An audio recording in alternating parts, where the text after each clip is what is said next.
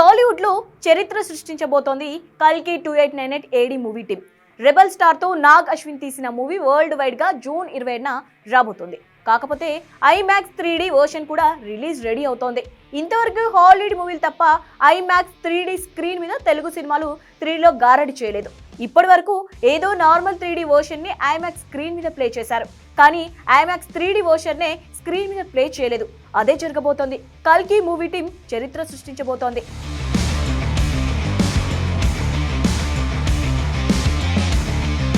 $600 నుంచి $700 కోట్ల బడ్జెట్తో తెరకెక్కిన మూవీ కల్కి. అలాంటి ఈ మూవీ రిలీజ్కు ముందే రికార్డు క్రియేట్ చేస్తోంది. ఇండియన్ ఫిల్మ్ ఇండస్ట్రీలో ఇంతవరకు ఏ మూవీ కూడా ఐమాక్స్ 3D వెర్షన్లో రాలేదు. కేవలం ఐమాక్స్ బిగ్ స్క్రీన్లో ఏదో 3D వెర్షన్లో రిలీజ్ చేశారు. కానీ ఒరిజినల్ ఐమాక్స్ 3D వెర్షన్లో మాత్రం ఏ ఇండియన్ మూవీ రాలేదు. ఇప్పుడు ఐమాక్స్ 3D వెర్షన్లో రిలీజ్ అవుతున్న తొలి ఇండియన్ సినిమా, తొలి తెలుగు సినిమాగా చరిత్ర సృష్టించబోతోంది కల్కి 2898 ఏడి మూవీ. నిజంగా ఇది నిజమే.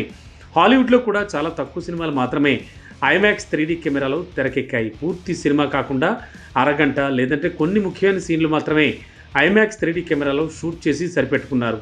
ఖర్చుతో పాటు తేలికైన విషయం ఏం కాదు. అందులోనూ ప్రపంచవ్యాప్తంగా ఉన్న అతి కొన్ని ఐమాక్స్ స్క్రీన్ల కోసం ఇంత ఖర్చు తెలివైన పని కాదని హాలీవుడ్ ఫిల్మ్ మేకర్స్ కూడా తక్కువ ఆసక్తి చూపిస్తారు. కానీ బిగ్ ఫిల్మ్లో బిగ్ స్క్రీన్లో 3D వెర్షన్ వస్తే ఆ క్వాలిటీ, ఆ కిక్ ఎలా ఉంటుందో అవతార్ టైంలో అంతా అనుభవపూర్వకంగా తెలుసుకున్నారు. అందుకే కల్కి 2898 ఏడీని ఐమాక్స్ 3D వెర్షన్లో రిలీజ్ చేయడానికి నాగ్ అశ్విన్ టీం కష్టపడుతోంది.